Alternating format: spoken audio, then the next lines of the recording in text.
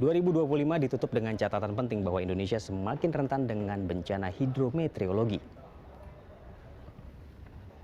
Data Badan Nasional Penanggulangan Bencana mencatat lebih dari 90% bencana di Indonesia dipicu oleh kejadian cuaca dan juga air. Banjir, longsor, bandang terjadi di lebih dari 3.000 kejadian bencana di Indonesia.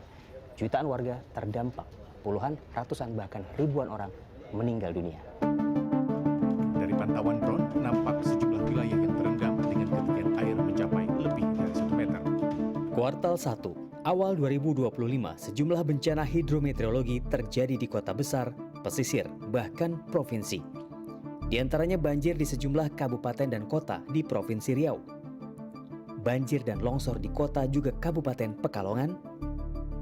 Dan banjir di sejumlah kota seperti Jakarta, Bogor, Depok, Tangerang, juga Bekasi. Ratusan rumah di sekurangnya 77 rukun tangga terendam banjir. Kuartal 2, sejumlah wilayah di Provinsi Jawa Barat mengalami lebih dari 30 bencana hidrometeorologi, di antaranya banjir dan longsor sepanjang April. Sementara pada Juni 2025, banjir menerjang Kabupaten Sinjai, Sulawesi Selatan. Ratusan warga terdampak.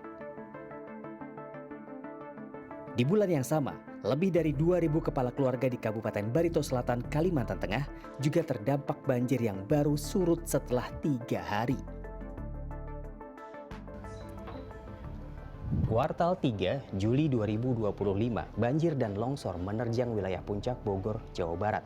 Peristiwa ini tidak hanya menerjang wilayah permukiman warga, tapi juga area wisata.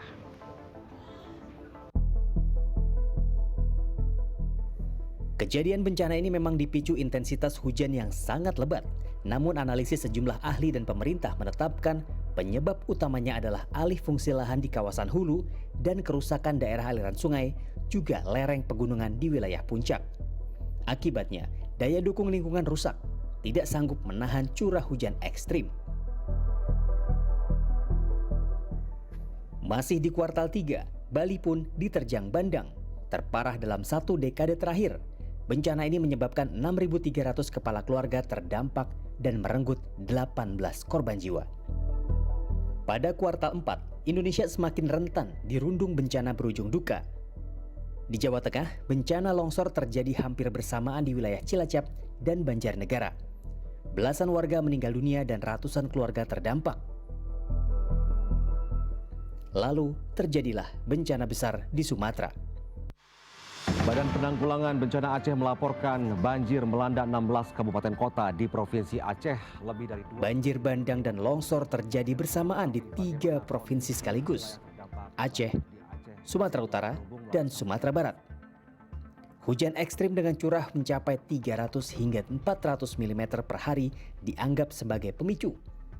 Curah hujan ekstrim ini merupakan dampak anomali siklon tropis yang terjadi di Samudra Hindia dan menghantam sebagian wilayah Sumatera.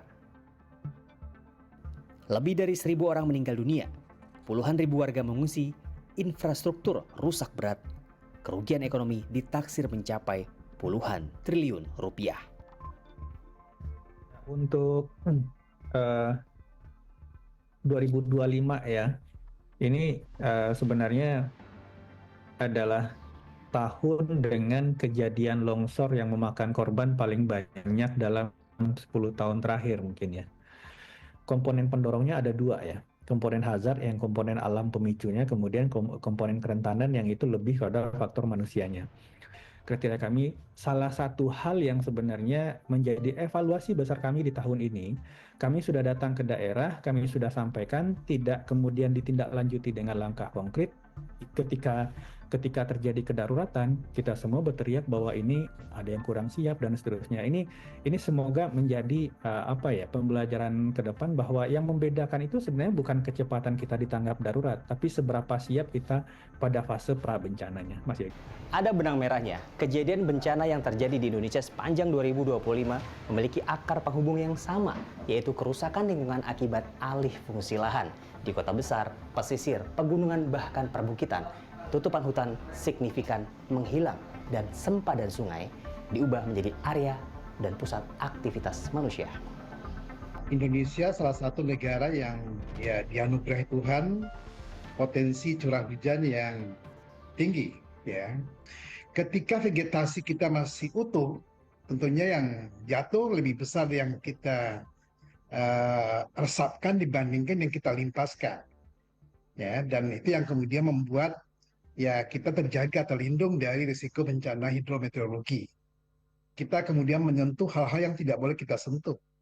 Kita akhirnya kemudian merubah sesuatu yang kemudian harusnya kita jaga, yaitu adalah bidang resapan, terutama bidang resapan yang ada di daerah hulu. Ya, dan ini yang terjadi di banyak tempat di Indonesia. Publik terus menuntut respon pemerintah. Di tengah dorongan ini, pemerintah melakukan evaluasi dan investigasi.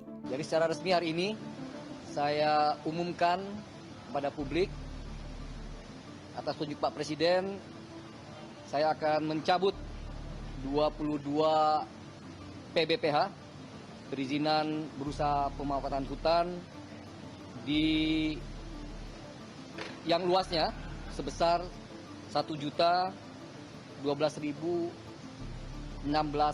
hektar, termasuk diantaranya di Sumatera seluas 116.198 hektar.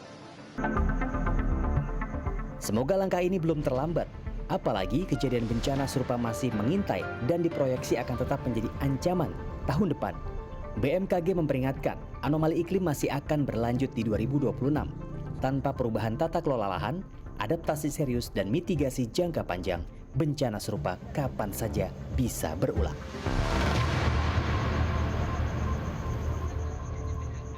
Kaleidoskop CNN Indonesia 2025 tentang lingkungan dan iklim memberikan catatan penting bahwa bencana bukan terjadi karena peristiwa alam, tapi karena ulah manusia yang dengan kesadarannya menghancurkan alamnya sendiri.